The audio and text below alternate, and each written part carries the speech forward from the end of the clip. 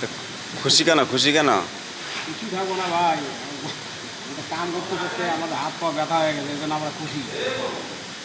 আমরা এখন খুশি আছি বর্তমান, অনেক খুশি। কাজ করতেছি প্রতিদিন, হাত পা ব্যথা হয়ে যাচ্ছে। কাজের তো কোনো উন্নতি হচ্ছে না। কাজ উন্নতি হচ্ছে, এই যে খুলতেছি, করবোই। পানি খাওয়া দাওয়া না, আমার কাজ করতে হবে। আমার হাত পা ব্যথা হয়েছে, মুখে ব্যথা হয়েছে, আমরা খাওয়া দাওয়া বাদ দিচ্ছি। 36 ঘন্টা ধরে আমরা কাজ করতেছি। কিন্তু আপনাদের কাজে তো কোনো উন্নতি লক্ষণ করা যাচ্ছে না। উন্নতি এই যে নাট টাচ দিচ্ছি, লাগাচ্ছি, এটাই তো আমাদের কাজ, বুঝলেন।